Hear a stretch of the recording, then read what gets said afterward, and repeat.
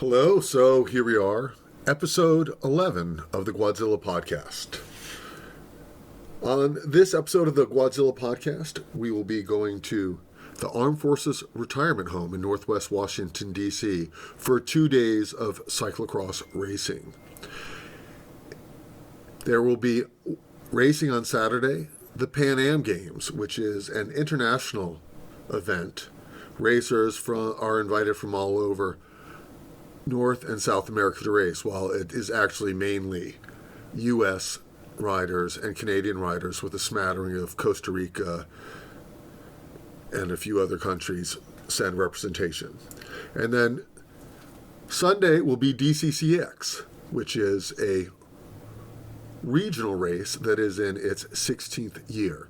This weekend is hosted by two teams, event founders DCMTB, and then also those joined up later in the series, Crosshair Cycling. It is a fantastic event. It's a beautiful day for racing. I look forward to it. On the first day of racing, I go late in the day. I only show up for the tail end of what might be the U23 race, and then I'm there to see the elite women and then the elite men. Saturday, I'm there for most of the day.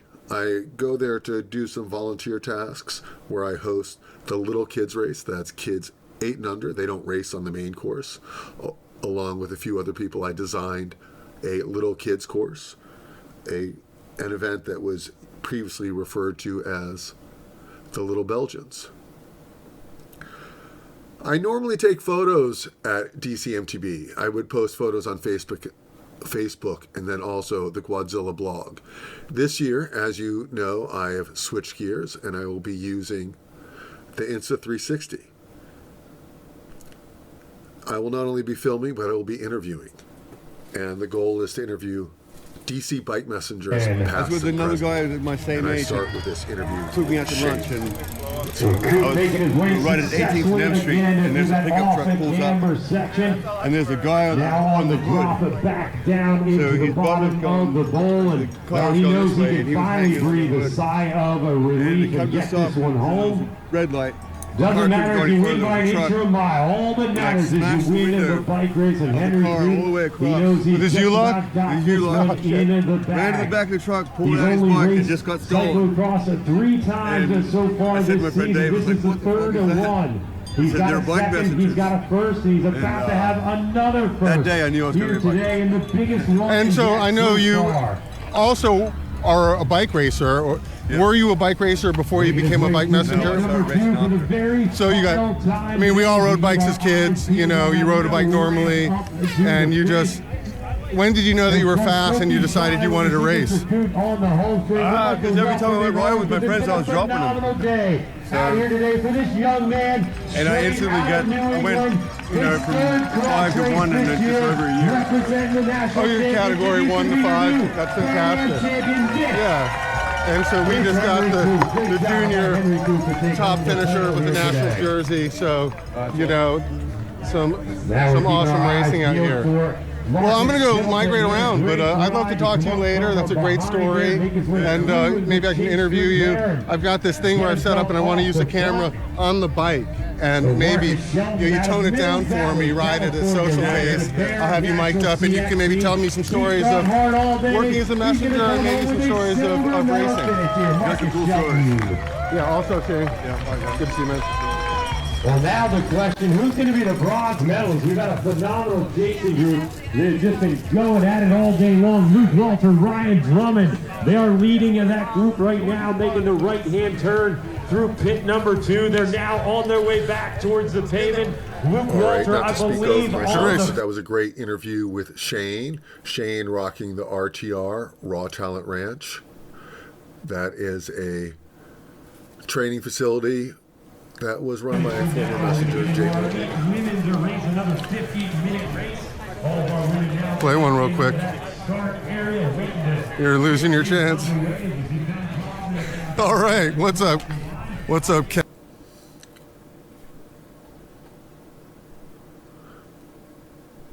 So I'm trying something new here. I am trying to talk over my video. I'm trying to narrate things. I'm not sure how this is going to work. I know. I've outgrown that. Nichols, how you doing? So, what's that? So real quick, I got a grant to start a podcast where I interview people. No, it's not. Bike messengers. And so right now here I am at DCCX at the Pan American Games actually, and I'm running into you and other cyclists. So John, you were a bike messenger. How many years were you a bike messenger for? And can you just tell me a quick anecdote of life as a bike messenger? So I was a bike messenger on and off from maybe 1990-ish through 1998, but yeah. Keep walking, we'll get the... Yep. Here come the women racers now. I want to get them facing the... So I remember Archer Alley. Anybody talk to you about Archer Alley? No, yeah, tell me about Archer Alley and the... So I tell you what, that was like a proud fucking moment. I got All right, we hired got at the Archer. leaders on the course right now. Let's... Hell yeah, looking smooth, looking smooth. Looking strong. Yeah, racers, killing it. Okay. Going strong into the W. Looking strong, hell yeah, killing it. And let's dip over here. Let's go, let's go!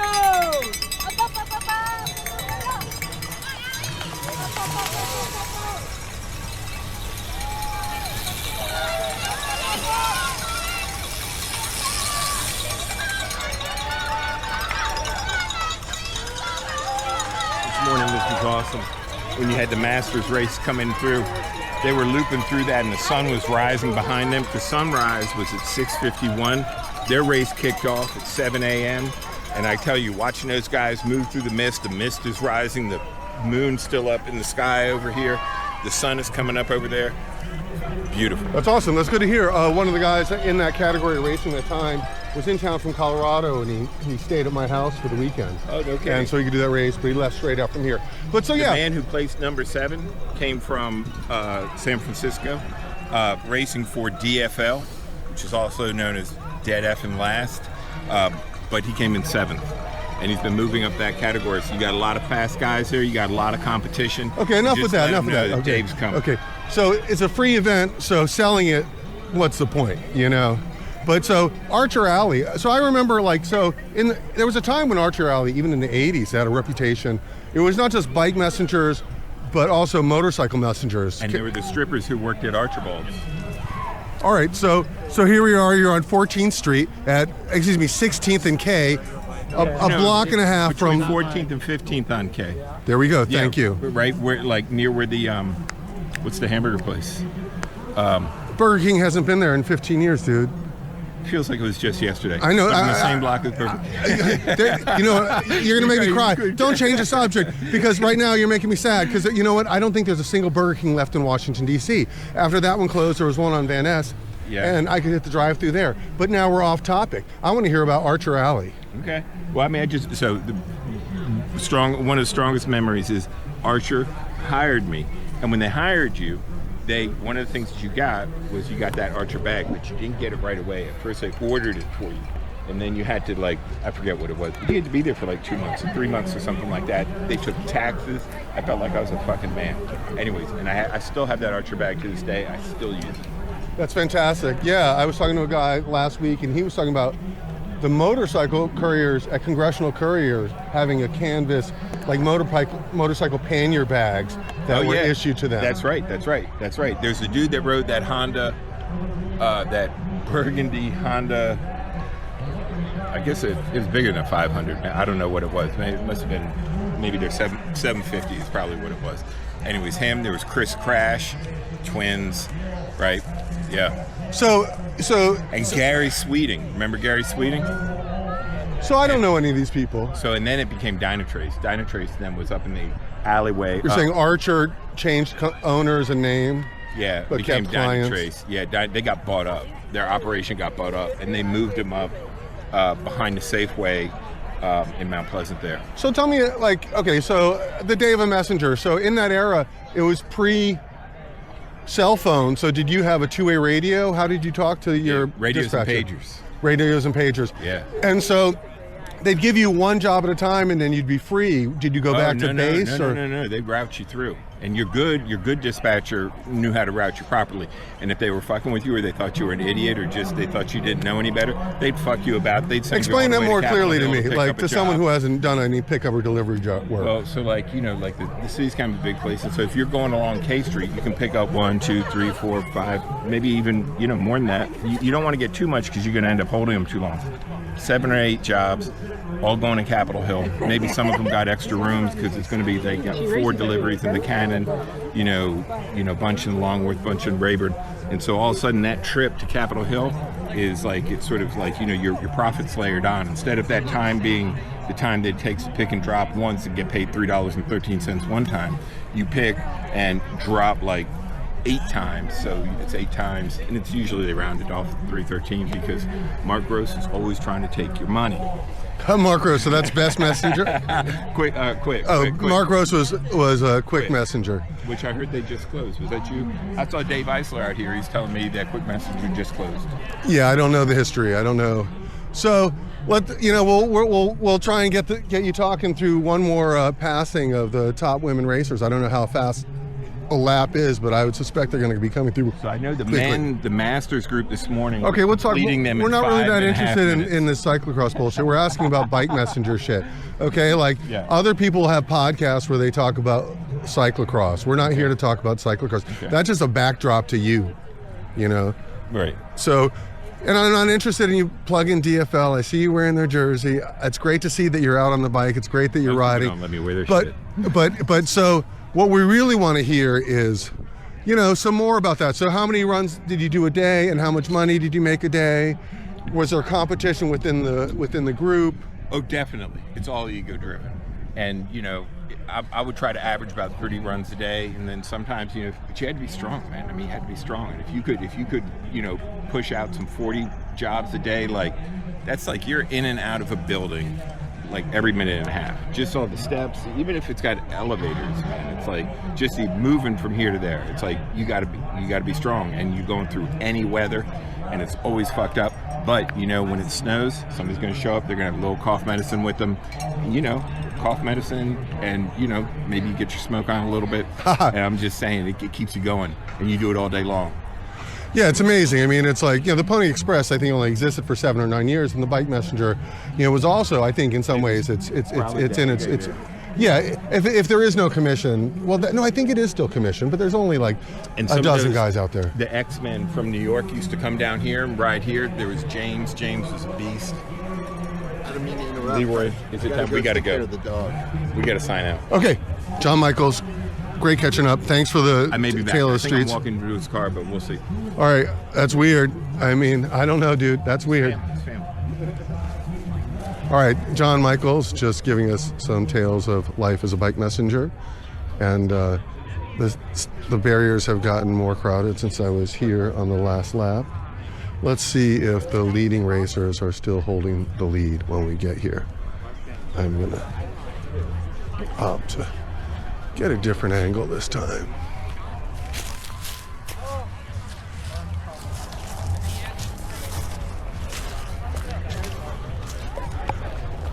And here they come.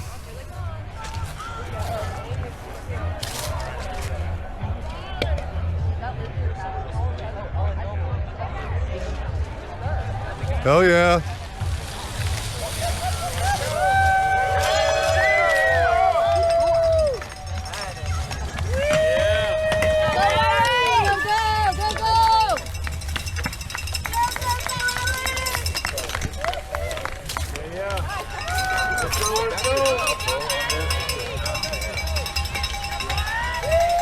Looking strong. Bridge that gap. You can catch him. Bridge that gap. Catch them. Catch them. Bridge that gap. They're not out of sight. Grab them.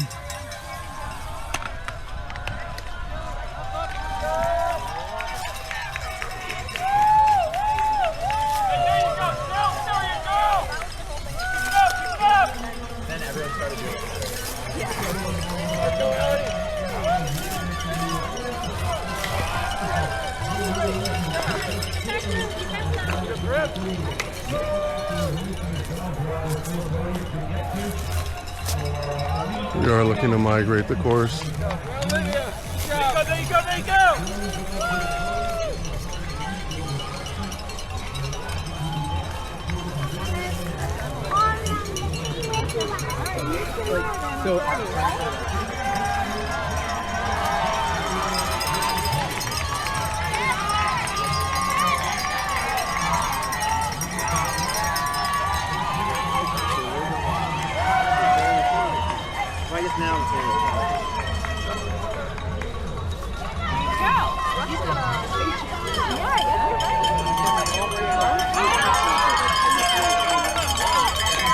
When you just kind of visualize it, but it's like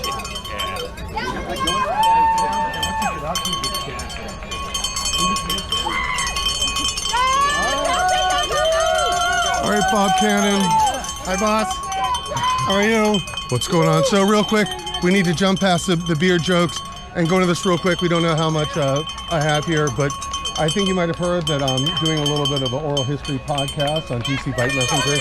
And I hear that you were a bike messenger for a spell, but that's enough.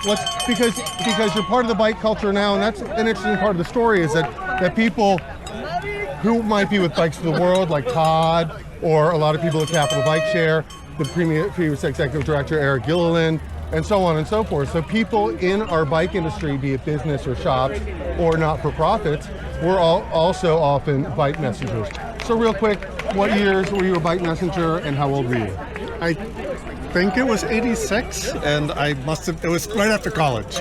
So it must have been like 22, something like that. And my landlord was running a bike messenger company, so I got a job with him.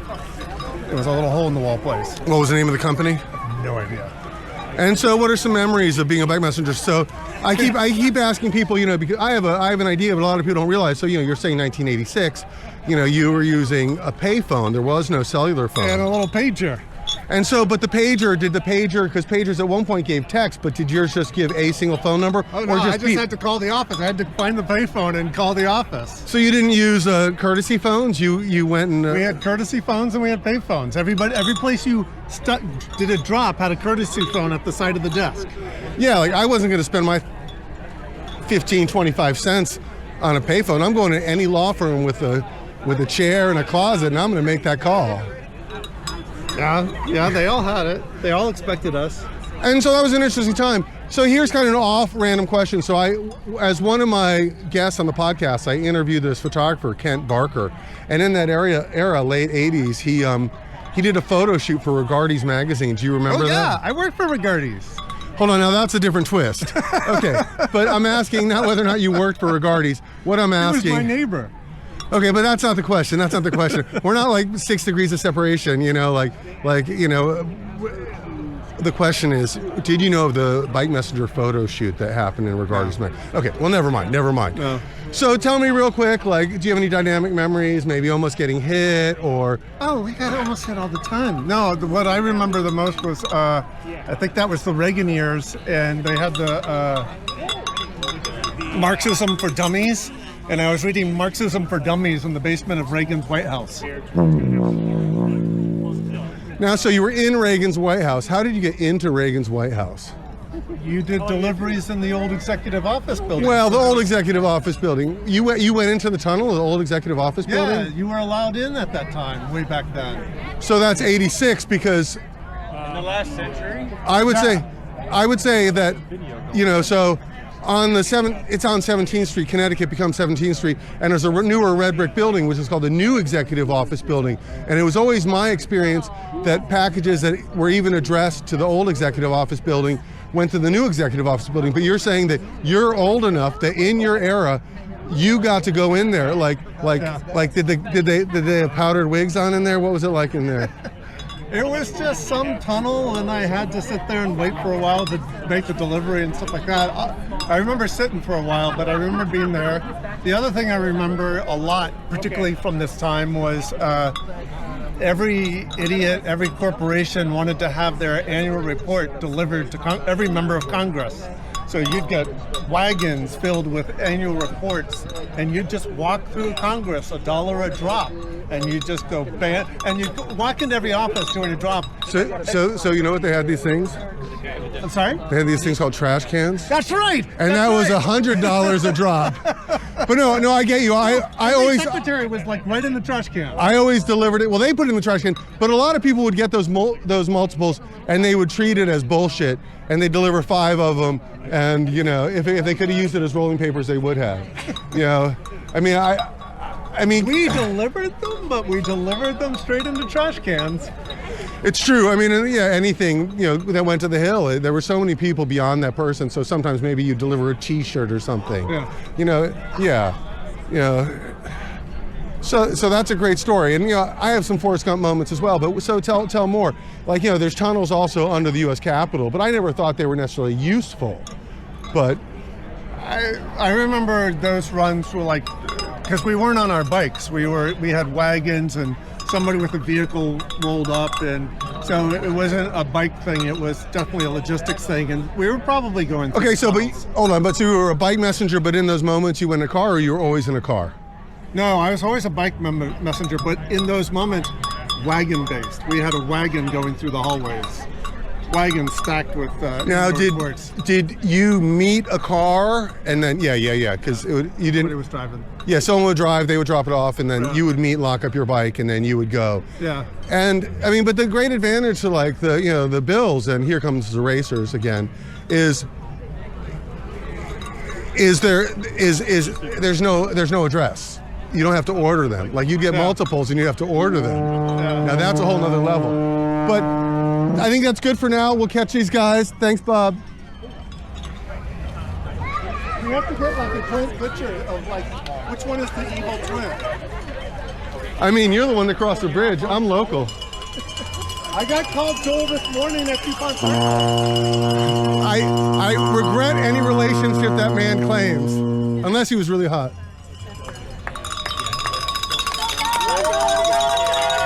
Hell yeah.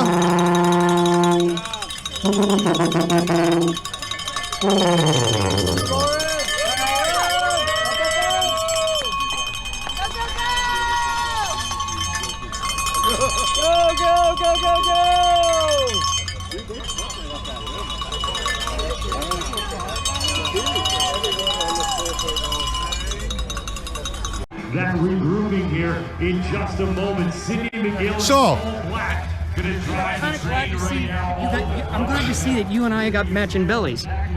that's funny. You're on film. Oh, but I didn't. Let me tell you, my belly didn't get big from that small slice of chicken pot pie from Saul's place. Oh my God. Saul. Can I get pecan? Cheesecake? We don't have any left. Okay, yeah, I'll take a But I got slice. pumpkin cheesecake pie. That's awesome. All right. It'll help all with right, that belly all right. thing. You're a bitch.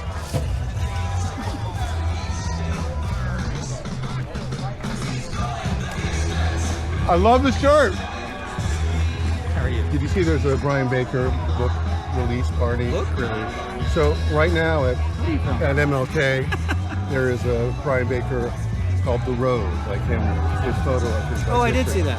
Yeah, and Swizz just released both of them. Could you look straight on so I can get your picture? Hey, Dave. How you been? Doing good. Good to hear. I'm going to greet you properly here in a second. Awesome. So I get you in. So I'm filming for the podcast. I was going to talk to Dave Eisler about his messenger stuff. Give him a hug. Two old bike messengers. Hell, I saw the one really old school guy that used to always wear the soccer shoes. He's like this tall, he's muscular, his hair's great. He otherwise looks exactly the same. Shawn Michaels. No, this guy's short. He used to always ride in indoor soccer shoes.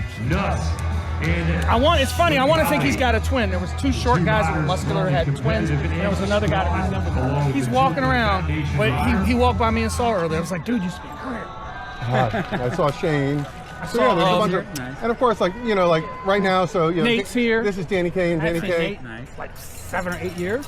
But real quick, so you're volunteering here today, and you're with Crosshair Cycling, and as well, ex-messenger's your buddy Elliot, and he's the race director of this event. It is. Yeah. You want to give a quick breakdown just for the video of what's happening today? Didn't realize I was on film right now. The whole time, everything. Wow. 2025. The hug. I thought his grab was inappropriate. If you want to call HR, I'll share I'll the need the footage. footage from that. Yeah. I didn't give no cheeks. I just gave him a hug. But so real quick, so where are we and what are we doing? I don't even remember where we are. I've been awake since 5 a.m. But yeah, this is DCCX Pan Am Cyclocross Championships.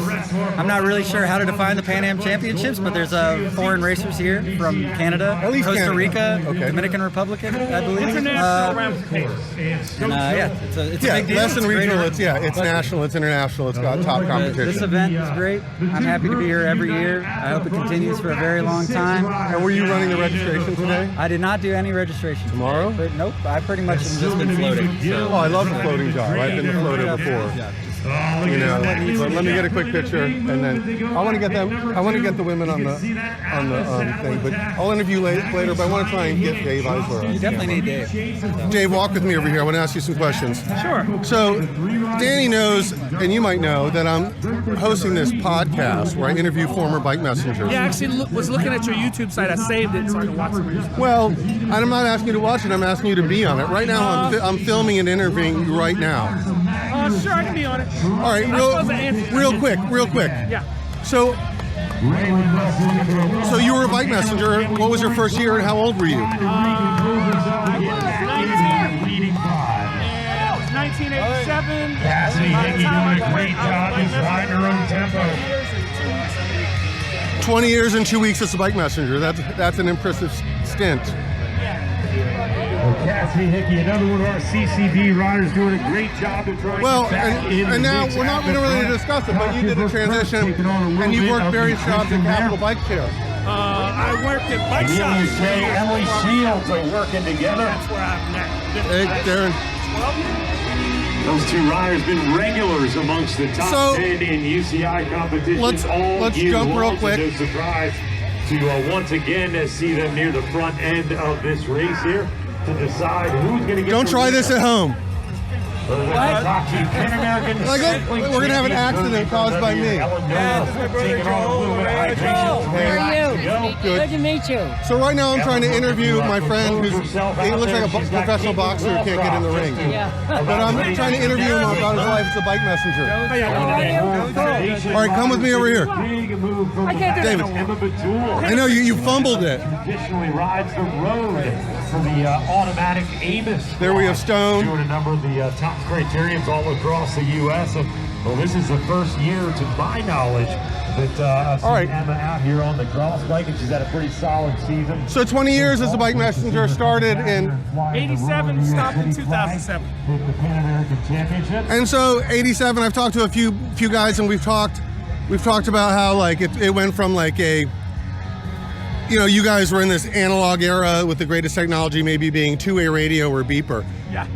So what companies did you work for? Were you commissioned? Tell me about. Just one company the entire time. That might be you might be the only person of all time to do that. Yeah, Dynamex/Messenger Express was an employee and not a contractor for 2/3 of that time, I believe. So I had health insurance, a couple of weeks of leave, all that stuff. So yeah, you're leaving. Normally, people are a 1099 independent contractor. They schedule a Schedule SE form to try and do deductions. You think you're making some money, but you're making a lot less. Yeah, because you're not getting paid like this crazy differential, like a contractor in another job. But no, it was cool. It was interesting. Kept me in shape for a long time. Great way to see a lot of your friends. Keep talking. And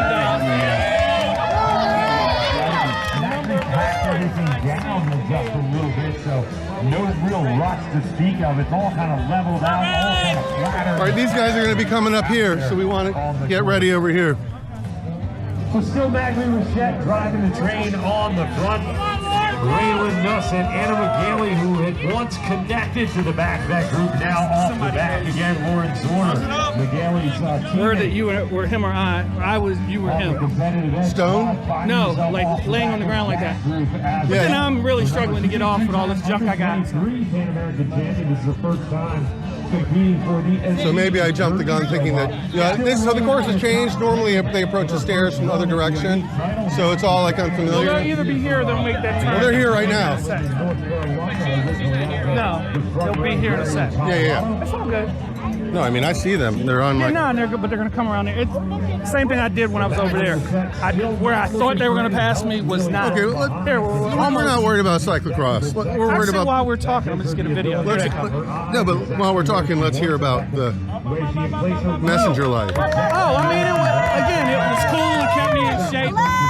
Paid the bills. You're riding around town, so I literally would run into people I grew up with, people I went to school with, people I worked with at other jobs, people I played sports with recreationally or competitively at some point in my life. What about rain and snow? Rain was an adjustment because all the wonderful high-tech waterproof and warm products didn't exist back then. Snow was really cool because in the right situations, there was no cars outside.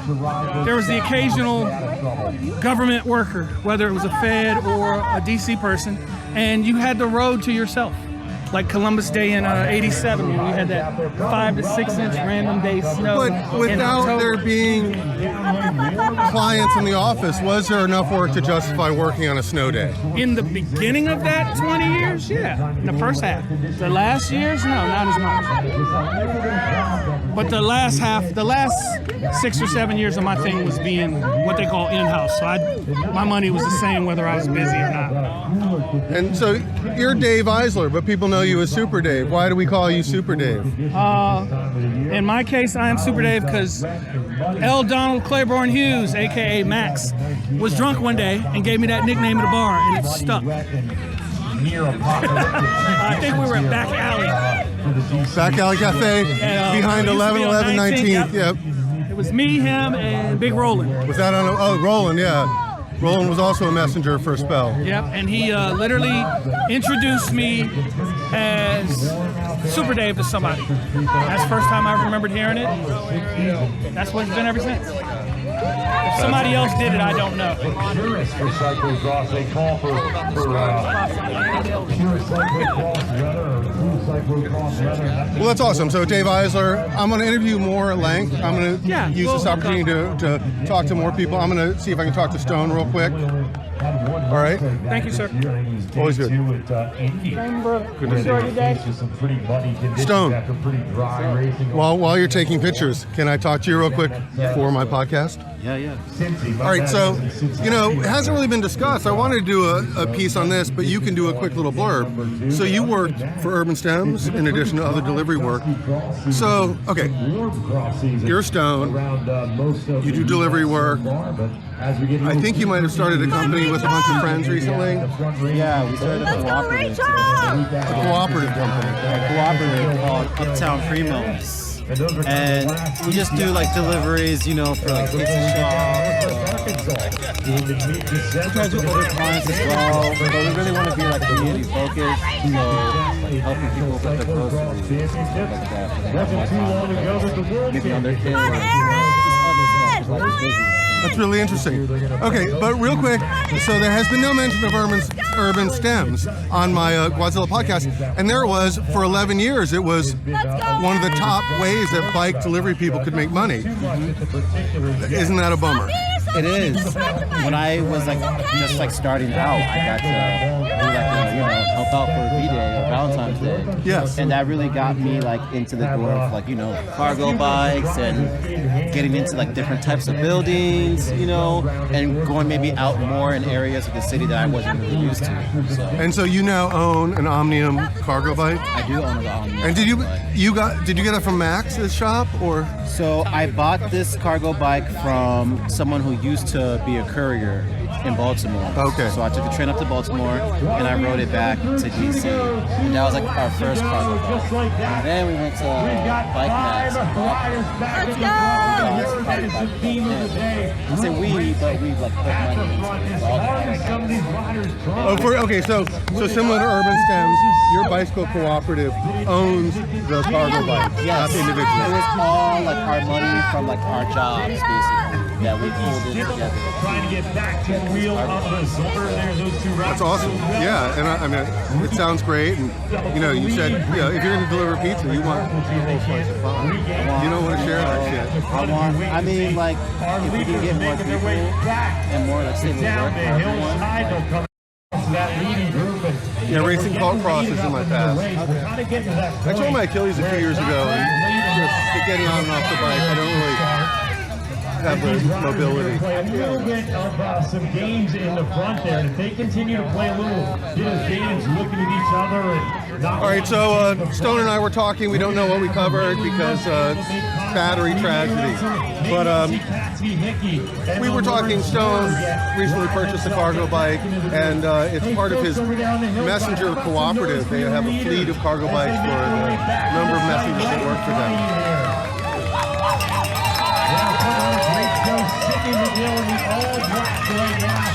Absolutely driving this one, putting on some pressure, trying to snap to the last.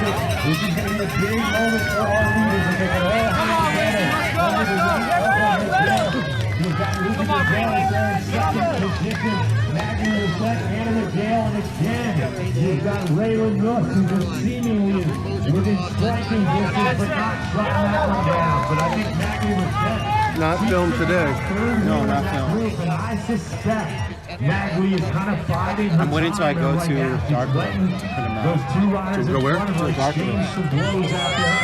That's cool. And she's just waiting for an opportunity for it to ease up for a second. And the later we get into the race, when that ease up happens, Maggie is going to know that she can make a big punch and she'll be able to try to go all in. Are you going to race tomorrow? Yeah. So what category? The beginner one, 5. And so you've got a cyclocross bike? Gravel bike. The same difference. Yeah. Same. What type? Oh, so you're a single speed? Yeah, single speed. But why don't you do the single speed category? I did. Okay, I'm sorry. doing both. I thought you said, oh, you're doing C and... Yeah, and the single speed. Hell yeah. Yeah. Go for it. Both on the single speed? Both on the single speed. I probably will That's have ambitious. No, I know. I probably will have a disadvantage in the regular one, but that's okay. I'm not. Of course you will. I'm just doing this for fun. Really. Of course you'll have a disadvantage. I race here on single speed and on gear. You won't let me bring the cargo bike. What's that? No. No reason to make it into, Yeah, so I'm on DCMTB. Our mountain bike team founded this event, and so I've raced here since its inception for years. And then, just now it's just not my priority. How's it been? How do you like it? Or like in your past, how did you like it? I think I loved it. It's a great evolution. It's a great culture. I would do like 5 or 6 races a season. I mean, it's corny. It's only because I did so many, but I podiumed in the series one year in single speed. Nice. But only because there were so few single speeders who did as many races as I did. I mean, there weren't that many of us, and the gaps between the top guy and me, you could have put multiple racers there. You know what I'm saying? Like in the main races, you should choose 1, 2, 3, 4, 5, 6, 7, 8, 9, 10. Mm-hmm. But at that moment, there was, 2 turns between me and if I got third, I wasn't catching that guy. I see what you mean. Like, the top 5 were really good. And then or the top 1, top 2 on different days. So yeah, exactly. But they were. I'm saying the category was so small that if there were more people with speed, then people would have been in front of me. You know what I'm saying? Because of the gap. I got you. It's not like if I got 3rd or 5th. It's not like I could have reached out and touched that guy. So how is it? Like, how would you describe cyclocross to like someone who's never done it before? Well, I mean, so I guess historically cyclocross is a sub-discipline of road cycling. It was created in Europe so that road cyclists could train in the winter. And they brought in the notion of stairs and barriers so that in the winter, the road cyclists would dismount their bicycle and remount, and that would cause them to get the blood flowing to their feet. And so it's an evolution from that. And then I would say there was just a boom. I don't know why, everywhere cyclocross had a growth 15, 16 years ago. And it went through the same evolution where local cycling teams, a lot of mountain bikers or whatever, to be a club you had to do a USA cycling event. And we started with cyclocross clinics, and then we moved to this event. Hell yeah! Thank you. And then it evolved to this, and now DCMTB partners with Crosshair Cycling, and we host it together. And my brother, who's right over here, is like one of the race designers. And, designs. Yeah. And I designed the little kids course, and I'll be hosting that tomorrow. But Stone, thanks for being on the Gwadzilla podcast. I'm gonna step off and see if I can interview some more people. We'll talk more later. I'd like to hear more about urban stems or anything, bicycle culture, what it is to be a delivery person in 2025. And I've talked to other people who have told us what it's like to be a delivery person you're on apps. There wasn't a computer in your house, much less in your pocket. It was just like what, Wax and Well, no, back in the day, there were more companies than couriers. There were probably 50 or 70 companies. And it wasn't just bike messengers, it was bike, motorcycle, and car. It was huge. It was a massive There's industry. one motorcycle guy that does apps. I think. Maybe he does everything. Yeah, but it's a whole different world now, I mean, Wex has 5 people left, or 6 people. You also beat me last weekend. So. it's even that, the notion of being an employee, versus commission. Urban Stems was good to the worker. Yeah, they were really good. Yeah. I don't know if we're supposed to talk about it, but people got severance checks. Yeah. All right. You want to go up your jam? Yeah. What's the call? We going over? Hey, Sean. Hey, dude, I'm Matt.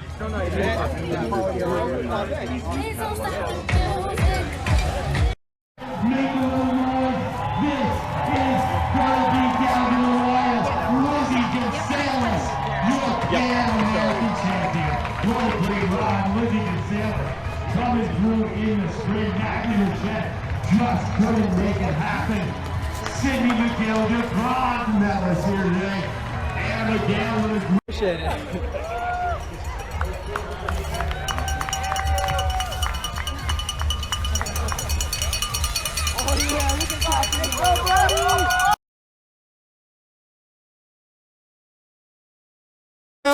Hell yeah.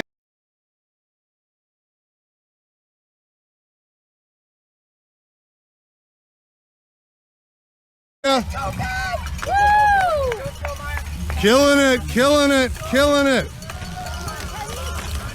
You're doing so good, dude. Up a little bit. Yeah, everybody, work your way up.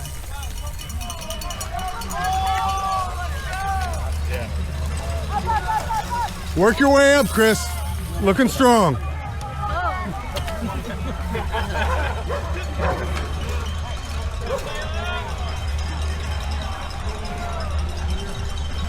So right there we have Chris Rabati, longtime bike messenger. And to give you an idea of the speed of these racers, he's one of the fastest bike messengers to come out of the DC bike messenger scene. And here today at the Pan American Games, he's Le Lanterne Rouge. Not to knock him, he's killing it. He's a badass. It's just so hard to measure and understand what's happening. There we have probably U.S. leader.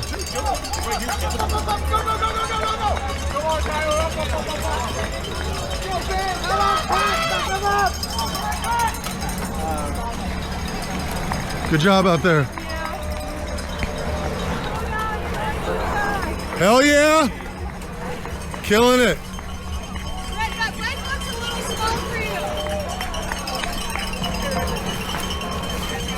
Yeah,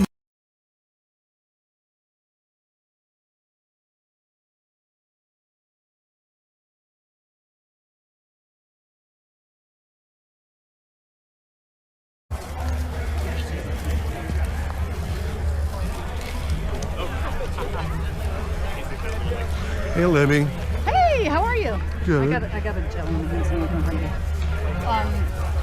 Yeah, getting some footage there. So what I'm doing is I'm doing this bike messenger documentary or oral history type thing. All right, so here I am at the intermission. And I thought that I'd play a quick little slideshow and just make a mention about the DC Bike Messengers were part of the city not just part of a work culture, but also part of the bicycle culture. And a lot of bike messengers were also active in either bike advocacy or bike racing. And here at this event, we have bike messengers spectating, racing, and organizing. And so it's just interesting to think, through the ages, some of these people, I interviewed Shane as the first person, and he spoke that he was a racer. Shane, along with a cluster of bike messengers in that era, were high-level Cat 1 road racers for NCVC. And then also another team, Burrito Brothers, a small local burrito chain, sponsored a few fast bike messengers for their race team. And so there's an overlap and an intersection of the bike messengers and their contribution to the bicycle culture and the bike racing culture. People who have been mentioned in the podcast, Sean Bega, a longtime bike messenger.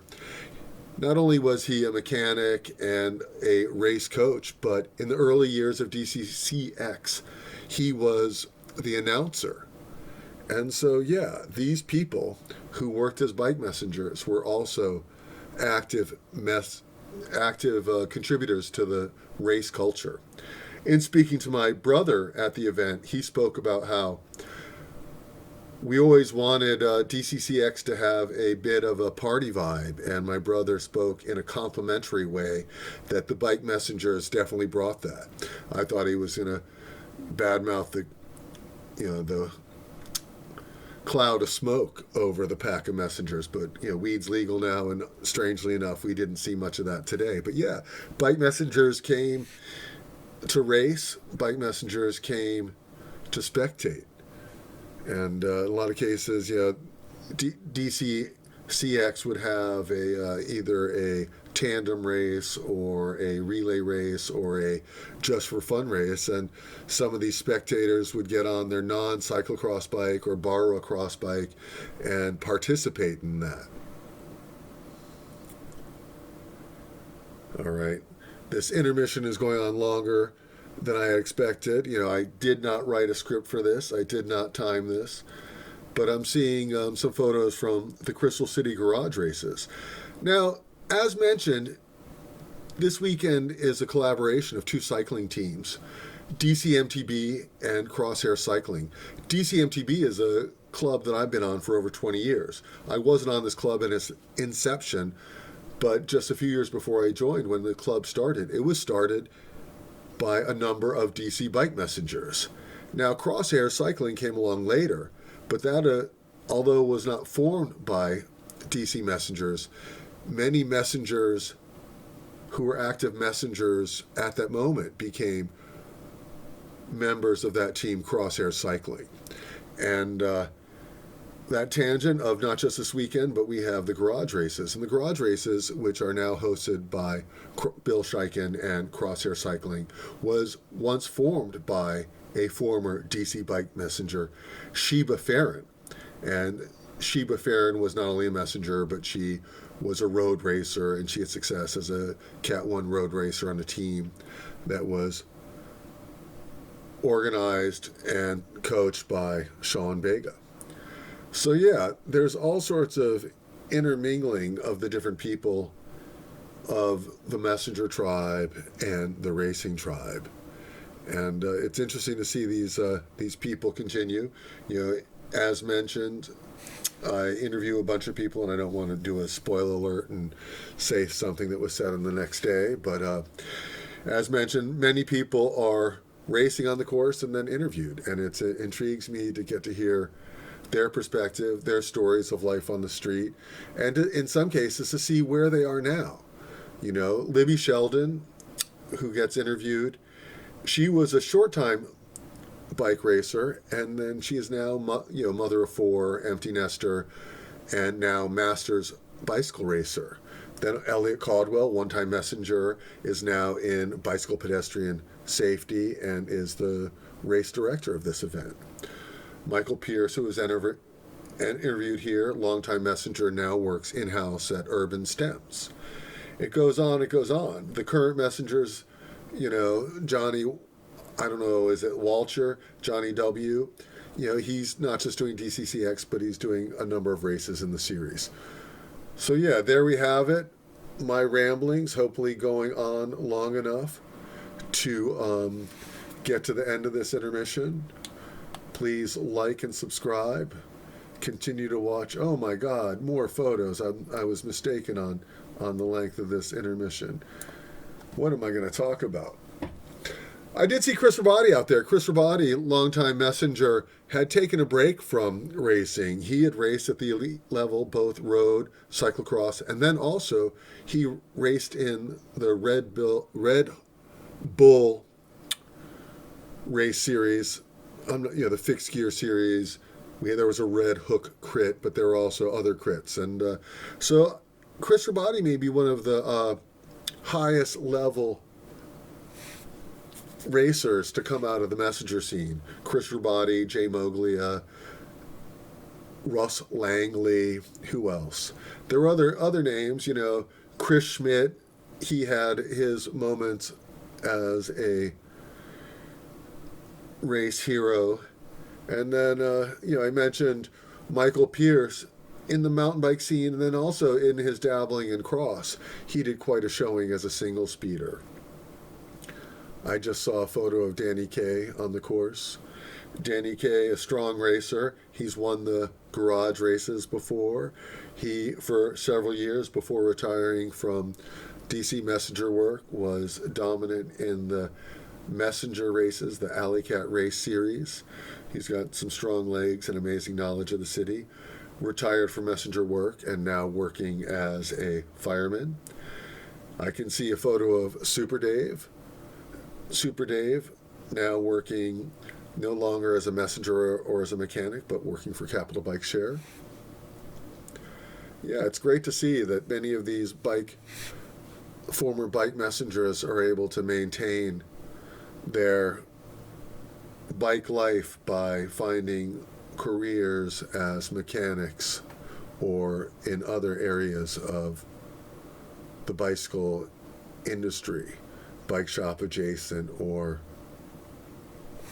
bike advocacy. Oh man, I'm really going on here. I really should have written a script. I can see the end of the slideshow's in sight. Going back to Shane here working as a bike mechanic. I think he's currently a bike mechanic, but there we have photos of him on the street in the early 2000s. He did that job for many years. Please forgive me, I'm just learning this process. I guess maybe I could have watched the slideshow, but it's interesting because the slideshow. Oh, Pat Riggins, perhaps one of the founders of DCMTB. A current messenger, probably only spending a few days a week on the bike and the other days in the car, but Real Courier is still a messenger company, so he might be one of the long-time running bike messengers.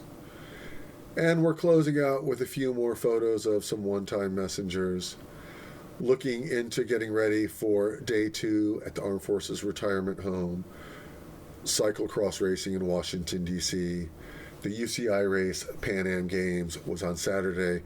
Then on Saturday, a more regional affair, DCCX.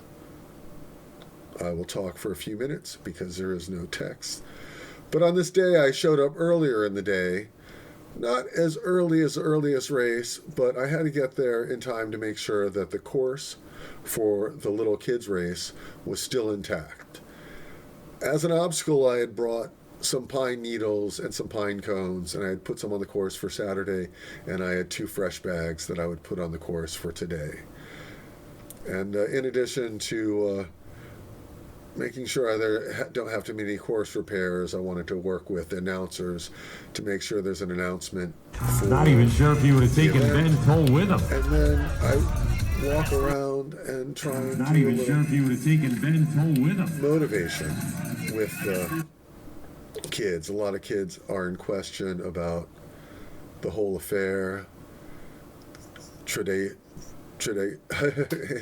Whatever. Some of the kids are scared, so I have to help them approach their fears. They're nervous. It's an unknown. There's a lot of energy and excitement. It's really not a race. All right, Libby Sheldon, you racing today?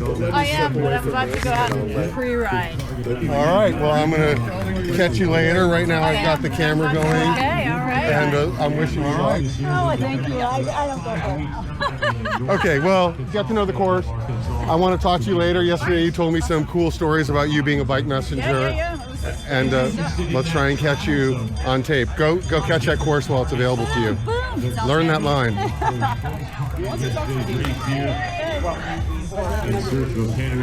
So over here, probably not having time, we've got Chris Merriam and Elliot Caldwell. Elliot Caldwell, ex-messenger, and he is now, I think he's the race director of this race weekend. So that's a pretty impressive move for ex-messenger Elliot Caldwell. Elliot, I'll catch you later. Your weekend's going great. Chris, good to see you. All right, I need to get over here for the kids' race. And we've got little kids. All right, well, good morning. Here we are, day 2 at the Armed Forces Retirement Home. Yesterday was the Pan Am Games. Today is DCCX. And I know you raced today, but we'll talk about that privately. I want to hear your race story today. But right now, for the camera, I'm talking to people about time and in delivery culture or working as a bike messenger. And I remember that, you know, I'd see you around and you were there. Mm-hmm. So were you a bike messenger? Yeah, I did some messengering. That quickly went into like working in bike shops and then actually like making messenger bags, which was like probably what I did more than messengering. All right, we got races coming up. Keep on talking. But yeah, for sure. Like, so you went to school for I went to school for fashion merchandising, not fashion design. So like more the business side of fashion. But you had to learn like clothing construction. So I learned how to use a sewing machine. Once I was good on the sewing machine, I met another bike messenger named Jake. I didn't want to know him. Jake was use like the industrial sewing machine. And after I learned on the industrial, just, you know, pretty much at the homie's house. Let's walk over to the W. So okay, but so then you got a job, and you know I'm wearing a sling bag by Chrome, and so DC at one time had the Chrome store. So you worked at the Chrome store? I did. And so was that custom bag builds, bag repair? All of it. All of it. Bag repairs, patches. And parties. Bags, you guys had parties. It was the Chrome store. So it was short-lived, but it was cool. Yeah, how long was there a Chrome store in DC for? Like 3-4 years. And it was you, Coleman, who else was involved in that? Me, Coleman, a guy named Griffin, who else? There was Ashley there. There was a few other people. It was a small staff though, for sure, small staff. And Megan who was the other sewer. She also repaired bags as well, made super sick custom bags for people, and that was fun, you know. So like even if I wasn't, you know, my time actually with a bag on my back wasn't that long. It was mostly like after high school, got a track bike, didn't have any money, didn't want to catch the metro. Then, you know, after riding track bikes, at this time there was no like, I remember like Grubhub, you know, we were working for like Sophie's Cuban Cuisine. Postmates wasn't out yet, like Uber Eats and all that wasn't out yet, like that. The apps weren't out yet, so John was working for Wex. We did a bunch of food delivery and just whatever needed to be done. And yeah, after that it was like back and forth between working in shops. Capitol Hill Bikes was my first shop. And on 8th Street, Barracks Row? Yeah, exactly. And after that, you know, in the wintertime when the shop slowed down, go back to bike messengering. And then once I started making messenger bags, that's what really like, I felt more at home in the community there, because it was just like the pay at the time for messengering wasn't always cutting it. So it was nice to have like a legitimate job where I could clock in, and you know the hours were almost guaranteed, and didn't have to fight for jobs and stuff like that. So I definitely like that side more, and I got to be creative. So every day I clocked in. It was like, what am I gonna make? What am I gonna repair? Just got used to just being on a sewing machine all day, and that was fun. That's fantastic. So I'm feeling a little bummed here. I don't think I'm going to have very many kids at my little race today. I think the threat of rain has scared all these parents away. You know? How many kids were out yesterday? I don't know. I wasn't here for it. So a guy from Crosshairs, I set up the course. The guy from Crosshairs ran yesterday, and I'm running today. Okay. But let's pause this. Thanks for that. And I'm going to go touch up this course and see if I can rally some more kids to do this race. Do your thing.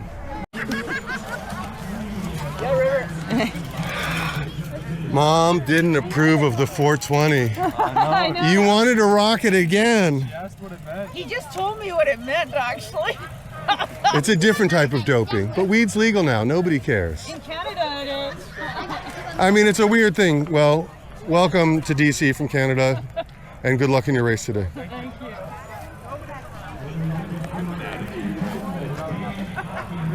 Talk at the same time and go where you're going. So are you going back to the trek tent? I am. All right, here I am, day 2 at Armed Forces Retirement Home, and today's DCCX, and I'm with my old friend Libby Sheldon, Yes. who fits the mold. Right now, I am going around recording people who used to be bike messengers. We'll walk and talk. You told me a story yesterday. You want to tell me about your life as a bike messenger in Washington, D.C.? Yes, back in the 89, I think it was, 90, bike messenger, super fun. Before email was really up and running super much, so court filings all had to be done, by hand. And one of my favorite stories is I got to be a bike messenger. I took film for AFP and Reuters, and we would, when Nelson Mandela was let out of prison, he addressed Congress, and so I got to stand behind the velvet curtains in the Capitol and listen to him speak, and then I got thrown some film. And the bike messengers raced to see who could make it to the offices first so the photos can get up on the wire. And that was super, super cool. So that was one of my great stories. And it was also when you could walk in the Capitol and just deliver things. You could go into the White House. Yeah, pre-9/11 world. Security was very different. Pre-9/11, email, so it was good. So do you remember what company you worked for? Speed Service. And so you've always been athletic, so were you into biking at that time? Yeah, I mean, Chris was always a biker, my husband, so I did it, yeah. But it was a fun summer job, got to meet lots of people, learn the city, it was good. And you're a lawyer now? I am a lawyer now. Mother of 4? Mother of 4, yeah. And what category are you racing in today? I was, today UCI race. Hold on, there's UCI today as well as yesterday? Yeah, there's a C2 today. So you're going to do the C2 Women UCI. Yep. And yesterday was... my 60-plus age group. Well, I wouldn't have guessed that. I think you're lying about your age on that. But so yesterday were people from all over North and South America, or just? Well, yes, in theory, all over the Americas. Okay. But it was really just Canada and the U.S., I think. Yeah, I think I saw maybe Costa Rica or one other country tossed in there, but I did see a lot of Canadian flags. And yeah, a lot of people, although it's not the Nationals, there was national competition. Yep, for sure. And so you raced yesterday. How did that go? It was awesome. You got the jersey. Oh, congratulations. All right, well, I've got to go set up for the little kids race. All right, awesome. And so I'm going to get on that. But I actually do want to interview this guy real quick. Former ex-messenger. But I don't know if he's got the time for my bullshit. What do you think? Look at him. You can try it. I need to catch him at the right time. He probably likes me enough not to be nice to me. Elliot, 2 seconds. Okay, so Elliot Caldwell, you're an ex-DC messenger. Yes. I'm doing this thing where I'm trying to do an oral history on bicycle messengers. Yeah. It's fascinating not only that you were a bike messenger, but right now you are the race director for the weekend. Yeah. And so you don't even need to talk about messenger. Why don't you just tell us what's going on right now with this event? Well, we're back at DCCX, 2-day weekend. Pan Am's on Saturday, DCCX on Sunday. We got 1,000+ people out racing this weekend, and a decent amount of messengers or ex-messengers as well. So we're not the only ones here that are ex-messengers. So yeah, or current messengers for that matter. So yeah. Well, this is amazing. I mean, and you were a bike messenger, and you work in like bike advocacy, trail advocacy, yeah, and bicycle pedestrian safety. Absolutely. That's fantastic. Yeah. It's been a great path, and you love punk rock. You know what we're missing today? What's that?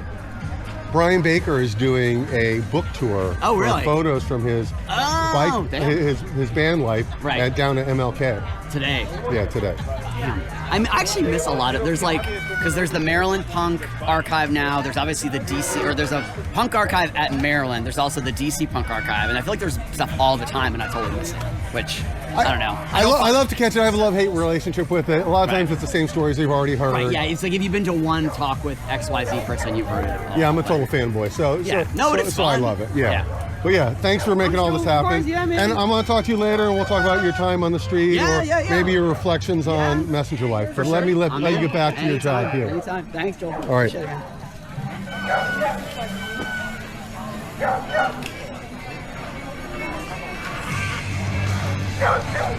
Camera. All right. So I've got with me longtime DC Messenger Mike Pierce, aka Coach, aka Cargo Mike. And this is a little interesting. So you're racing today? Racing today. And I see that you've got gears. I'm shocked that you're not racing on the single speed. I'm also shocked.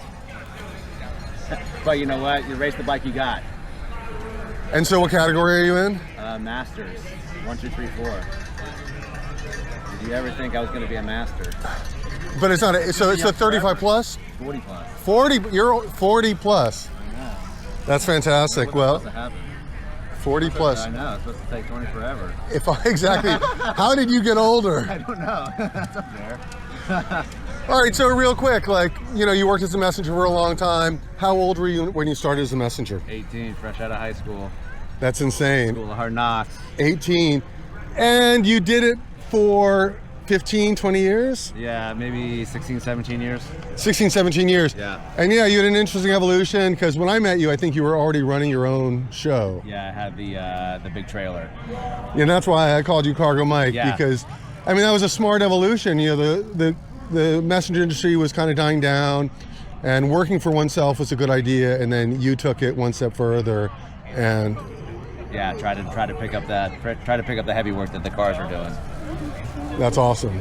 The big job's local. Yeah. And then you worked for Edible Arrangements, and now you're with Urban Stems, which is a bit of a tragedy, because for 11, 12 years, Urban Stems was, you know, a flower company that did its own delivery, and they had a fleet of bicycles. Yeah, and that was just a great way for bike messengers to make real money doing the job that they want to do.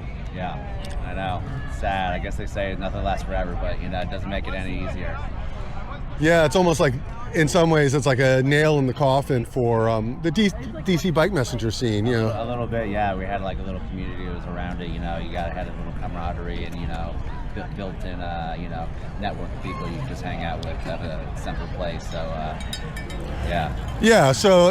Yeah, so I was one of the people who did some filler work with Urban Stems, so Mother's Day, Valentine's Day, various days, you know, you guys would have a slew going from, you know, 2 or 4 people to 15 people.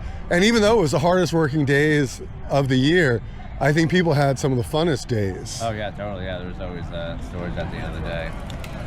I mean, to see somebody leaving out like Dario with like double-decker of like 40 boxes of flowers. Yeah, he had that hustle in him. He had that spirit of, who can do the most. Which makes the best of messengers when you have that. Yeah, and I think, you know, while he was doing the delivery, no, I was in. We won't say it. Dario's my guy. Yeah. But I just want to do a quick interview. I'd love to like get together with another time and maybe get some more details and maybe some stories, and you can talk about like the evolution. But in this moment, I just want to say hey to you and say hey, good luck. I got to run this kids race, but yeah, thanks for that. So that's the new executive director of Moore. Oh wow. Holly, she's doing a great job. Oh, okay, cool. She's captained a ship that, you know, was floating pretty well, but I think she's got a lot of great energy, a lot of great ideas. The Moco Epic is more awesome than it ever was. So it was so good this year, yeah. Yeah. We've got more tent here at DCCX. I just think I think she's doing a lot of great things with the club, and I'm excited to be a mountain biker in the DMV. Right. I hit 10 Mile Creek. I hit Little Bennett. Oh yeah. So I'm starting to like, nice. get out of the routine. Venture out, yeah. I still prefer to know the trail, like. Yeah. But then you get to know that one. Yeah, like 10 Mile Creek's an easy. It was, yeah. Me and Lisa did a 30 mile one, and that took us through 10 Mile Creek. Yeah, Which so was nice. It was nice and flowy. Except I don't think that the more, because I've also done the Moco Epic and did that section of 10 Mile Creek, but there's a loop called Danger Noodle that you do counterclockwise. Oh yeah, is that good? Yeah, it's super awesome. Okay. It's what makes 10 Mile Creek as awesome as it is. And but yeah, I see. How's everyone doing today?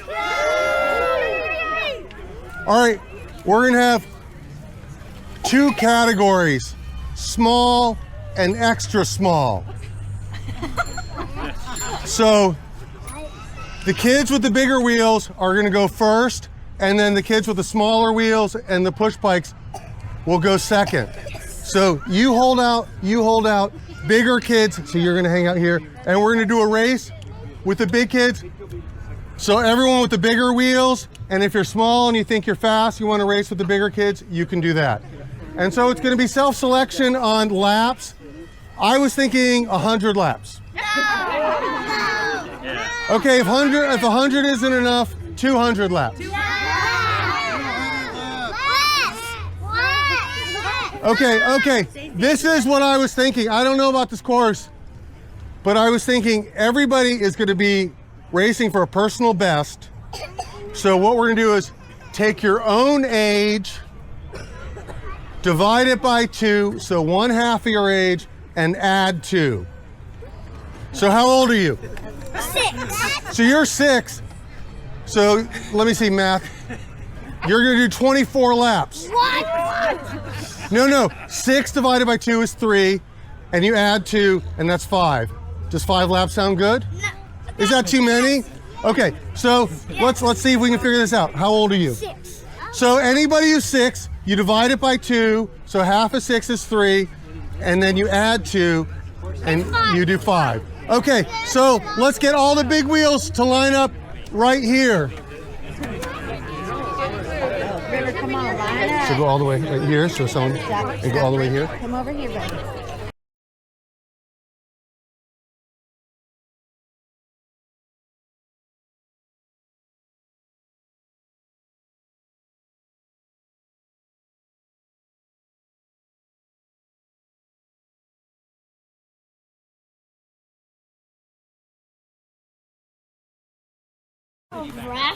Okay, does everybody have an idea in their mind how many laps they're gonna do? Yes.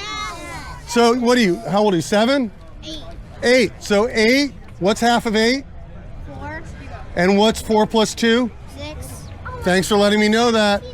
Now I'll get it right on the test. All right, so everyone, I want everyone to ride fast and hard, but I also want to be safe and smart.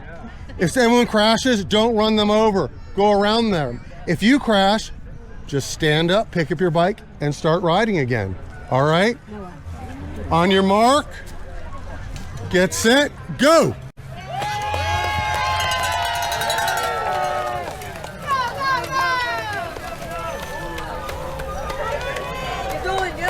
Good job, keep going, good job, you got it. Yeah. Whoa, nice.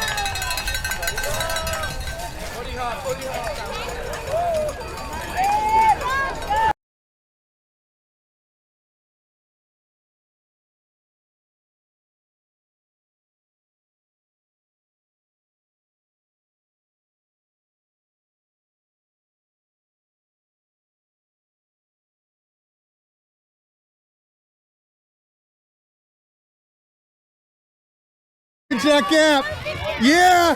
Oh no. Oh no. Oh no. Not since Bobby Riggs has there been such a battle of the sexes. Not in the spirit of the game. Not in the spirit of the game.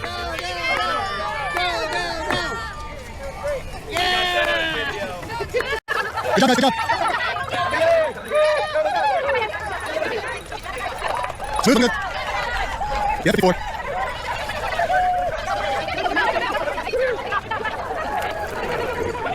I know we're using it. How many laps is that? You don't know?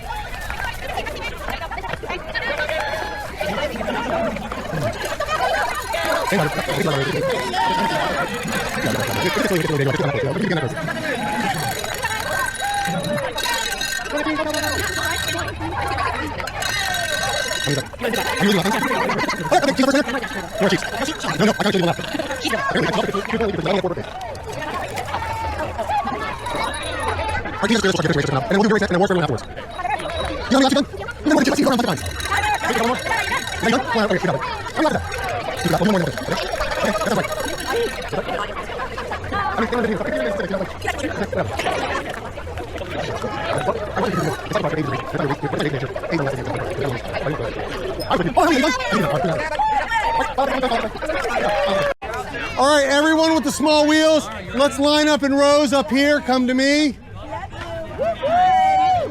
That's good. That's good. And yeah, just get behind. Come right here, and then, okay, and then. Are you guys ready? Are you ready for this? It's going to be so fun. That's the name of the course. It's called the Fun Course. You know that? All right, guys, we're not going to do any of this complicated math nonsense. I'm going to ask you a question. Do you want to do 2 or 3 laps for your race? 3. All right, the people have spoken. It's going to be 3 laps. All right, anybody else out here from the extra small category? Anyone who hasn't raced, who's looking to race?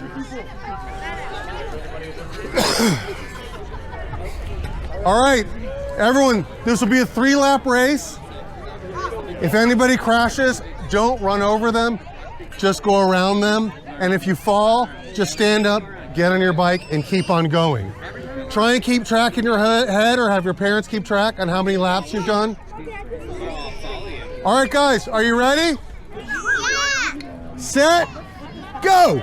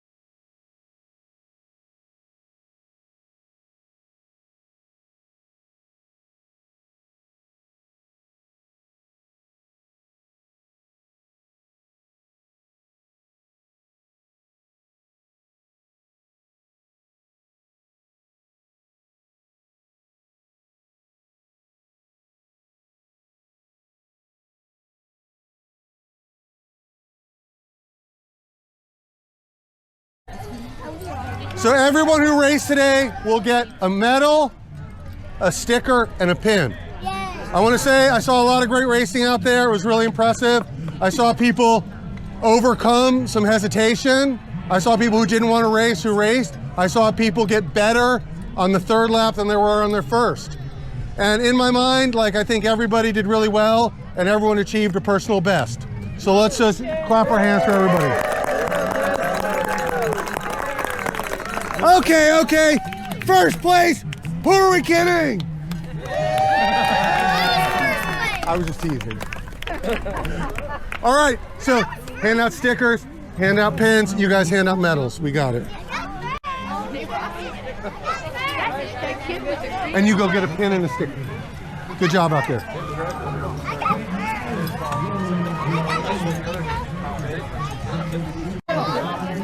All right, good job, everybody. So the course is still open.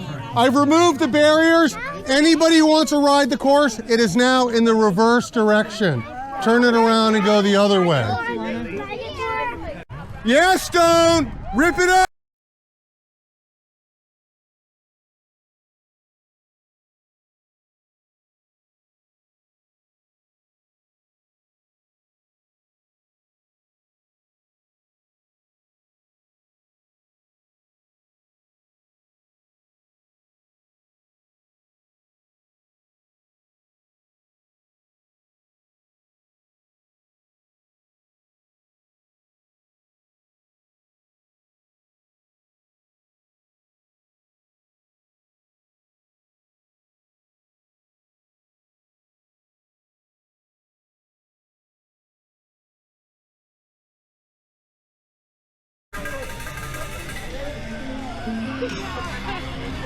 Let's go, Andrew. Let's go.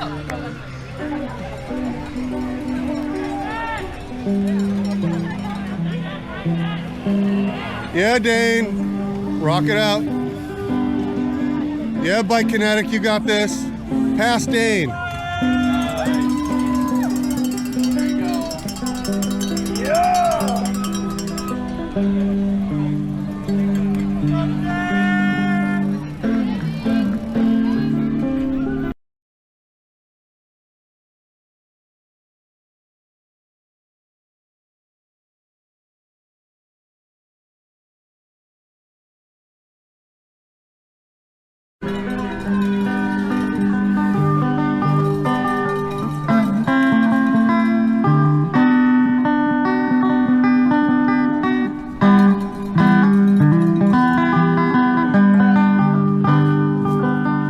Yeah, Stone.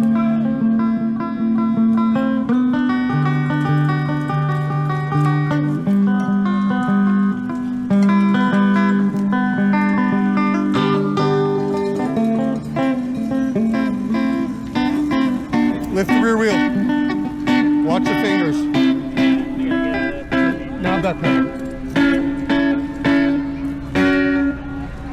Watch your fingers.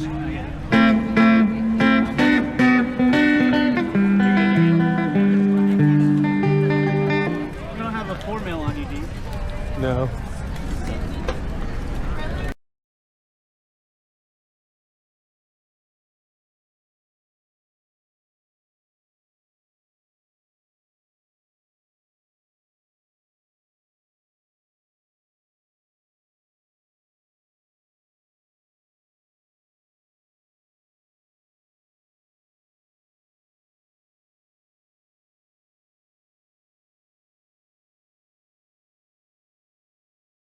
Oh shit. All right, smile, you're on a candid camera. So we've got Johnny here. Johnny's a DC messenger. And Johnny, I see you've got a cross bike here today. Did you race today? I did, yeah. How did that go? It was all right. What category? The 40 plus Cat 4 in the 3-4-5 section. Awesome. And it was a 40-minute race. It felt good. How many races are you doing this season? This was my third, and I think I'm going to try and do 1, 2, 3, maybe 3 to 4 more. Hell yeah. Love to hear it. Yeah. Try and make mid-pack memories, you know? Mid-pack magic. I've got those. All right. What do you? Here we have Coach right here. Coach! Yeah, Coach!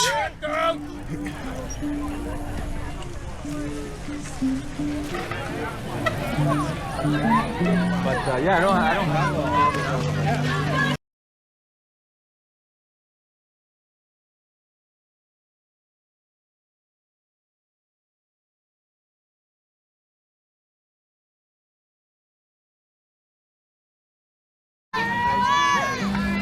Yeah, Larry.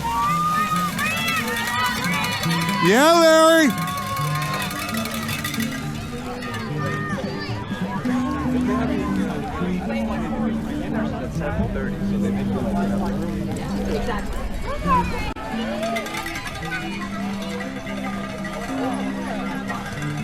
You got bumped. I'm gonna run over the stairs.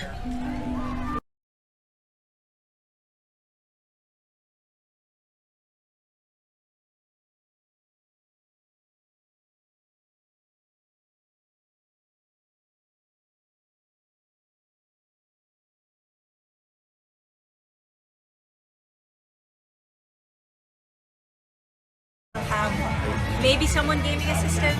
Yeah, go. Are you recording? Is this recording? You are being recorded. And I recorded earlier an audio. You'll hear me praising what a great job you're doing with more. I mean, have two. It's true. I love the direction. I love everything about it. Do you like our more cowbell? We need more cowbells. More cowbell. Hell yeah. No, I'm very excited for the sport and the club, and today the sport and the clubs. Exactly. Well, I was just talking to some guys from the team about how it's so nice to see Joel Gwadzilla with a large smile on his face. Those two have a great battle going on. Even in the singles beat carried on to the fellow Mafia. You don't have to hide that smile. Some things do make me smile. Kids crashing their bicycle does make me smile. Oh, well.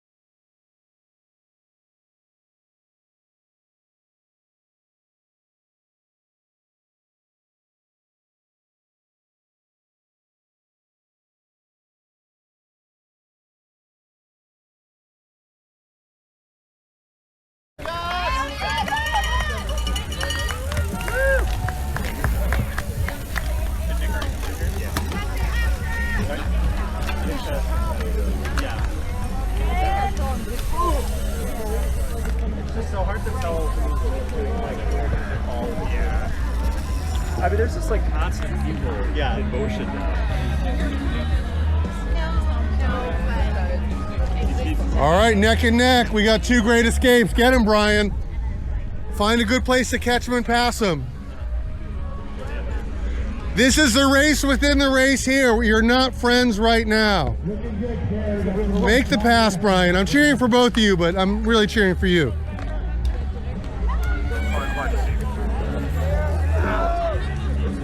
Yeah, get it, Andrew. I think it's if you don't have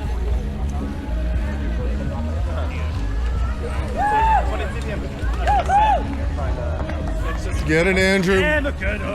Let's go, baby! And that's just because we're in your home, right? Junior men's race, the Ignite Rider. I guess what I'm curious is making a big play there, Evan Moore. Throwing his knee in. Yeah, I guess the chain. That guy is walking, right? You got it. Keep pushing it. Keep grinding. Yeah, Pooch. Currently ranked 22nd in the world. Young Mr. Moore also won the opening day of the Inglewood UCI race. That was Don't let the catch you. Look at Smooth, you gotta go in it. Look at that.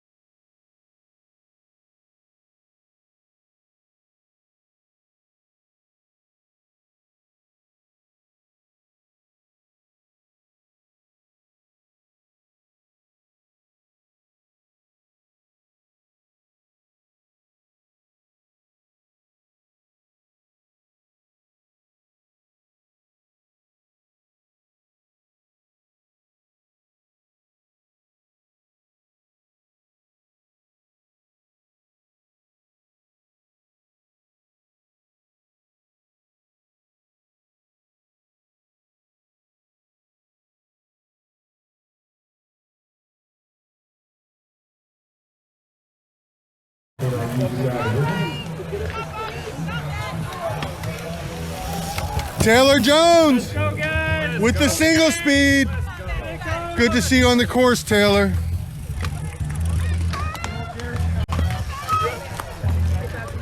Who is it? Yes, Stone. Muscle it up. You got it.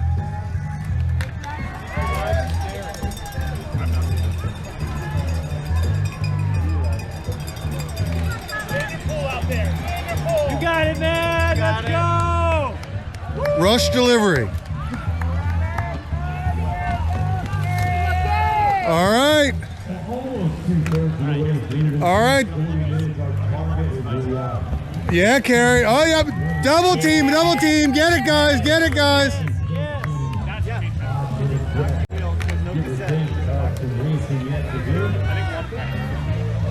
Are you Carrie's mom? Yes, I am. He looks just like you. You got it.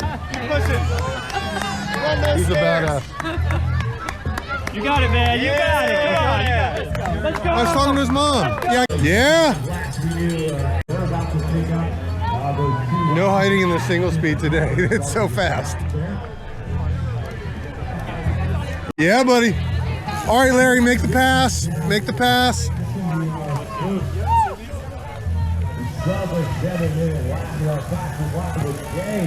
It's hard to read, Larry, because of the lap racers, but I think you're up in the front.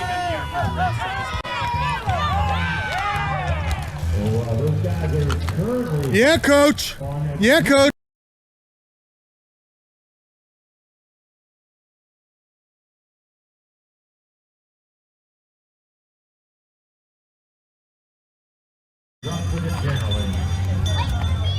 Yeah, coach. You got it. Looking smooth, making the kids proud.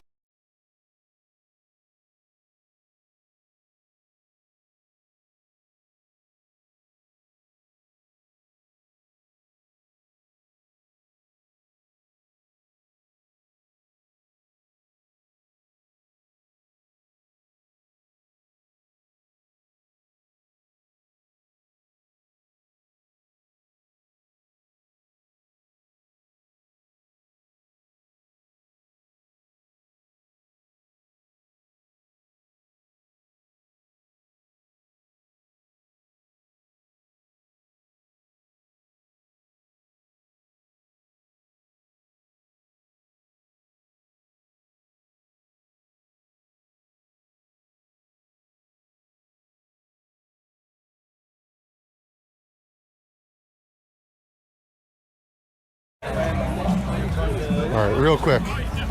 Give your daughter a hug for me. What? No affection? You won't hug your daughter? Awesome. That's so sweet. I'm so psyched. Good job today, guys. Good racing. Team messenger, former DC messenger, Kate Truck coming up on the single speed. I'm not sure, Kate. Are you up in the front? Are you in second place right now? No, I think I could be wrong. I could be very wrong. It's confusing. There are a lot of people out here, but you're moving really fast, and I think there's only one single speed in front of you, I think. All right. If I'm wrong, I'm sorry.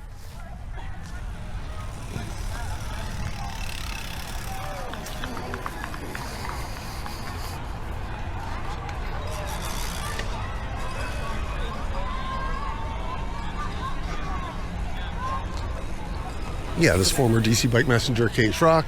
She's a badass on the bike. Cross isn't really her thing. Bikes are her thing. She rides bikes, and more bikes. She rides mountain bikes. She rides downhill bikes. She rides BMX bikes. She rides cargo bikes with her kids. She's bikes. And she's killing it right now. You can tell she's got some serious mountain bike handling skills.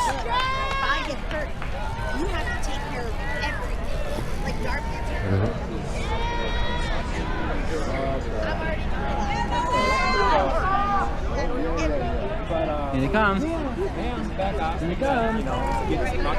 Yeah, Kate Rock, looking smooth. Way to find the line. Rock and roll.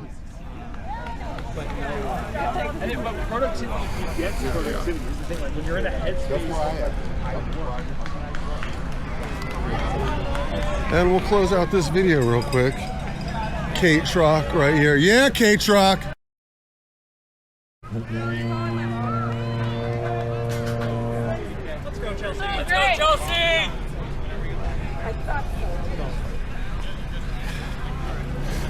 Go!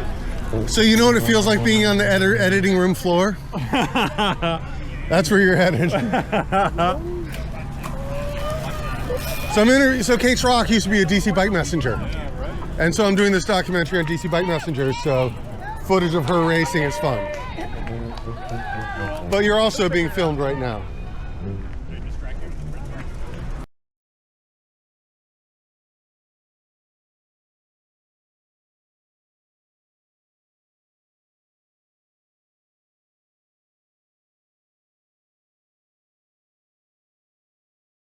Here at DCCX, not racing today, but here on a pretty slick bike. Yeah, anything that says zip on it is expensive. I think that's actual gold on those carbon rims. So what's going on? So you used to be a bike messenger. Who are you? What year did we start? Daryl Carmichael was in the early 80s. Worked for quite a few courier companies. Worked for a few that you did as well. Worked for Apple. Unicorn Graphics, which we had our own courier service where we delivered everything. Michael's courier service. I've been around a bit. So, okay, it's great to hear those names. And, Michael's was one of those companies that didn't overhire. So that means that you were somebody on the bike. You could get where you were doing, you could be trusted to make the delivery. How did you get into it? Were you into bikes or? I was always into bicycles, but a good friend of mine, John Hargadon, he was a courier then. And he kind of got me into it. Now I don't know John, but I know that he has a custom mountain bike frame building company in Boulder, Colorado. Yeah, I know he was building titanium frames, and he was doing very well. I hadn't talked to him in years, so I'm not sure what he's doing as of now. But yeah, he's a great welder. Yeah, that's a great trajectory, and he's one of the bike messengers that did a crossover between skateboarding. Yes. And so he was a skateboarder. So. Yeah, he was definitely into the skate scene. So what was like? So you worked in a pre-digital age. What was a day in the life of a bike messenger? It was for me. It was a subculture. It was definitely something that I thought I was going to do the rest of my life at the time because it was that much fun and rewarding. You put in a hard day's work, and if you're working for the right company, you definitely you can reap some of the benefits. So it's commission. How did that work? How did you make more money? Definitely, the more runs you can do a day, and then there was rush hour, which is double time on some of the runs. So take as much as you can and try and coordinate. Hopefully, you have a good dispatcher that's going to line you up so everything's smooth and efficient. So I think, it's vague. I think a lot of people it's jobs normally one or two at a time. Like the law firm might be calling in, it's almost like they get the call, they take the call, and then they pass the work off to the messenger. I need someone to try and explain that chain of command or just how it worked. You'd show up and it's not like a paper route where you had 48 places that you went. Right. For instance, if you had to pick up some jobs at the House Senate, while you're on the way there might be something at a return that they're going to let you do. So, it's your judgment to pick up the return, and then I'll go do the grabs for the House and Senate, and then come on back. So, you're just trying to work it efficiently across the city. And again, you want a company and a dispatcher that's going to feed you enough to keep you busy. So how regular was your schedule? Did you treat it like a real job and show up every day at 9 a.m. or? Yeah, because there was somewhat a competitive edge to it back in the day. How much money you could make a week. So that was going on. Yeah, who could be top dog? Exactly. Yeah, exactly. Very ego-driven. Yeah, a little bit of ego there. Yeah, exactly. And so exactly 12 by 12. How many a day? Yeah. I think I still have some of my ledgers, and I think it was 25 a day. I was averaging. Oh, okay. Something like that. Yeah, so, and some days, you might just get a handful, but on the average, I think I was probably doing about 25 a day. And what about, we both lived in Mount Pleasant, and there was a time when there were a lot of group houses and whatever in Mount Pleasant. What was your housing situation? Did you live with a bunch of messengers or a bunch of musicians? I always lived alone in, either someone's basement apartment or someone was moving out and they had a great deal and then they would hook it up for me, so I would do that. And it's usually a small one-bedroom, like a studio. Do you remember any of the, John Hargadon's a great name, but do you remember any of the other people from your era? Yeah, a lot of names like Major Lawrence, he was a pretty popular a guy around town back then. No, bro, I cracked a frame and he loaned me one of his Cannondale SM600s. Yeah, and you know, he had a heart of gold. Yep, Everybody loves Major Lawrence. There's a lot of people down there. Who else? That's a great name. You know, but there's like motorcyclists that work for Metro. Jay Arzamani, he was real good. Well, we can't get into the it's interesting you mentioned the motorcycle thing because we both rode motorcycles. Because I also got into the motorcycle side of it as well. So. Yeah. And so today, Brian Baker, who was the guitarist for Minor Threat and now Bad Religion and many bands in between, he was a motorcycle messenger for Archer back in the day, as well as Graham McCulloch. Yeah. And so there was this huge punk rock bike messenger, motorcycle messenger. Everyone always talks about the bike messengers, but they don't realize that it was car messengers, truck messengers, motorcycle messengers, and bike messengers. Yep. It's only because of like the mystique, and maybe there was a point like in the 2000s where someone started a bike only company. Right. But yeah, back in the day, the motorcycle. Yeah. Do you have any seedy stories? None that I can actually remember enough to just fluently tell you right now, but yeah, quite a few. Like I said, it was a subculture, so there was a lot going on. I don't think I recorded it, but someone was telling me that. So we have Legend. So in that same era, it's funny you mentioned. So Major Lawrence is in the Regardi's photo shoot. Do you remember that? I interviewed the photographer and I did a episode with him. Yeah. But also in that is Jim Rapp. Featherhead. Featherhead, exactly. Yeah. And they said that Jim Rapp, in addition to him selling weed and LSD, that he had a check cashing company. And that's how he did his money laundering. So his offices, which I'm not sure if it was Metro or who, where he went and he would set up shop and people instead of, because a lot of guys, didn't have bank accounts. Instead of he gave a better rate than the check cashing places, and he could do the check cashing. But that was a way that he could, have a weed economy and get away with it. Because I remember he was dating someone that made it was cyclist gear, but it was like not for cyclists. I can't remember the name of it. But she made some really fancy multicolored kits and whatnot. You would see in DuPont Circle, you would definitely see some of her I can't remember her name, but yeah. Well, Jim Rapp died of MS. Yes. It's a tragic story because he was so alive. Very tragic.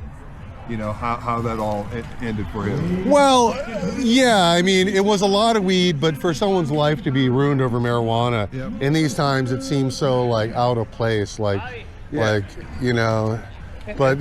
not the worst thing our country's ever done. So, Sure.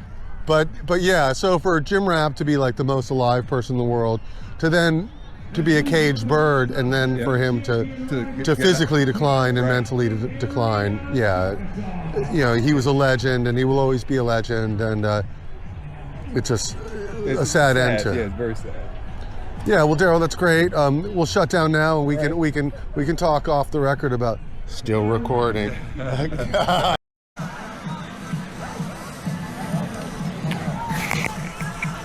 Things are winding down in some ways as they're reaching a climax of the last race of the day. The top men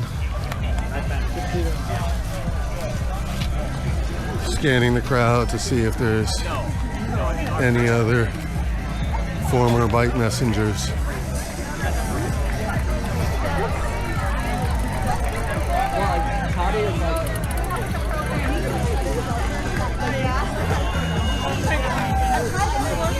And there we go.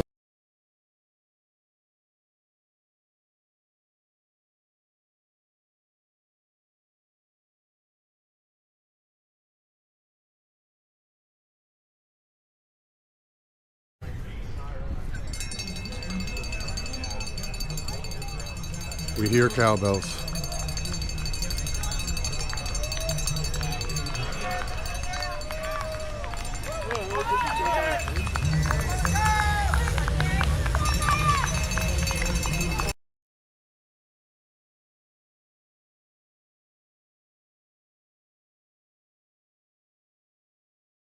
Killing it. Yeah, looking smooth. Yeah, hell yeah. Looking smooth. Getting it, getting it. Yep.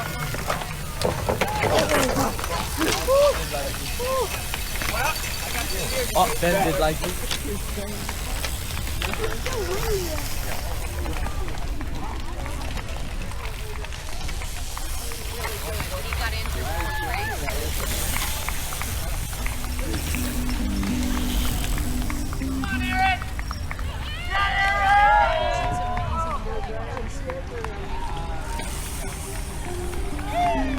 Effortless. It seems effortless. At the Nationals in San Francisco, I was riding next to AZ1. Hanging out with Joel did a lot of stuff for Messenger Bruce. Joel did a lot of the top things for races kids come this through. morning, kind of like what you were doing. Hell yeah.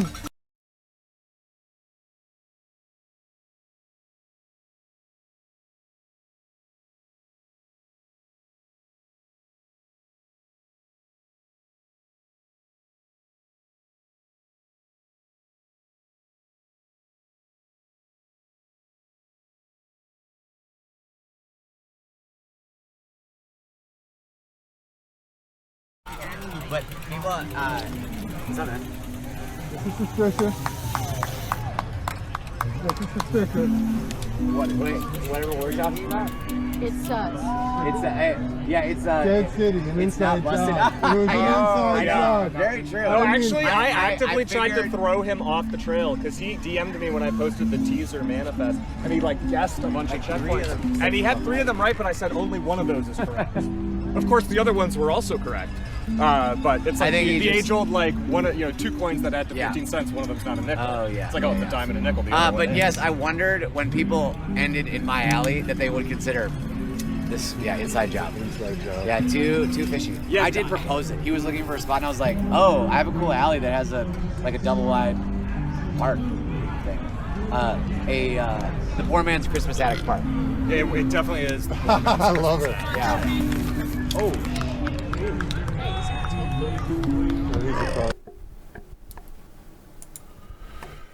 So there we have it. I hate to say it, I do often rush through this whole process. It's tough to be a one-man band. It's tough to do the recording on location. It's tough to do the editing, and then it's tough to do more editing. A lot of this is done in one take. I'll edit the Insta360 footage, and then I will throw that into DaVinci Resolve, and then without any viewing, without any review, not reviewing the Insta360, not reviewing the compiling of Insta360 videos on the DaVinci Resolve editing software, I will just go ahead and throw this onto YouTube. I apologize. I'm hoping to become more and more streamlined. I want to figure out how I can narrate some of this in post-production. I do have the wireless mic set up, and I do plan on doing some more interviews on the move. But that's it. That's the end. I hope you enjoyed it. Thank you for watching. Like, share, and subscribe.